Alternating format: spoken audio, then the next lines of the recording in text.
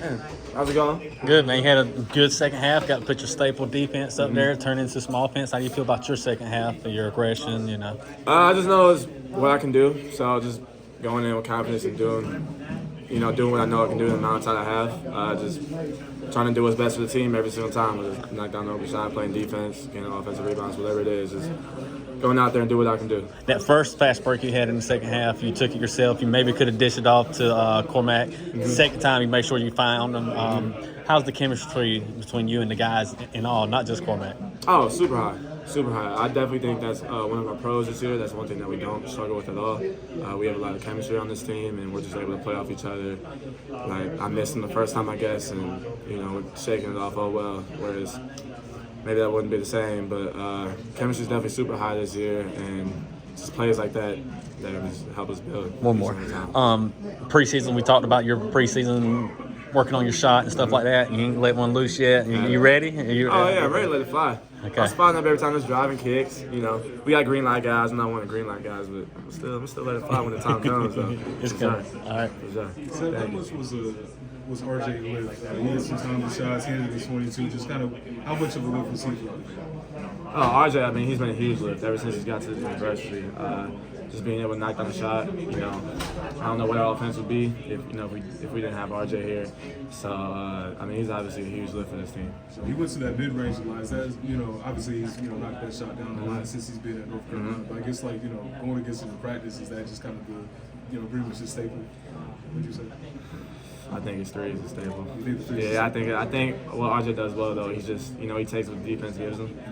Today, their ball screen defense, he was able to get to his mid-range spots and pull up from there. So, yeah. And then Lehigh brought it down. It was 53-50, and you guys went on that run. To you, from your perspective, what changed from that point? Our intensity and attention to details definitely picked up. I just think it rises from there. With some of these teams we're playing, not high tier caliber teams, and they're still finding ways to stay in the game for a while. Do you think it's they're playing up to I'm playing UNC, or do you think it's something on UNC's behalf on defense?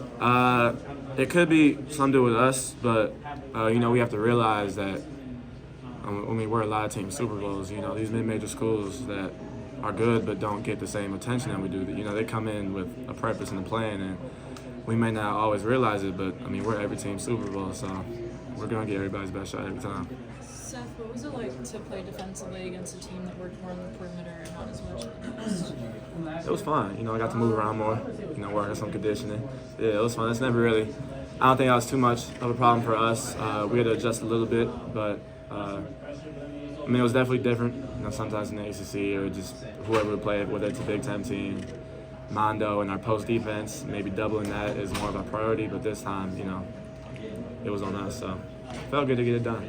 So I guess I ask you, were you trying to dunk on that guy in that second half? I took off a little bit too far. Okay. I had to get one. I haven't gotten a dunk in games since Johnson C. Smith, so I'm looking for it. Sure. And Armando Bacot, you just mentioned him a second ago, 22, 20 game. Just kind of talk about his effectiveness and just how that was changing.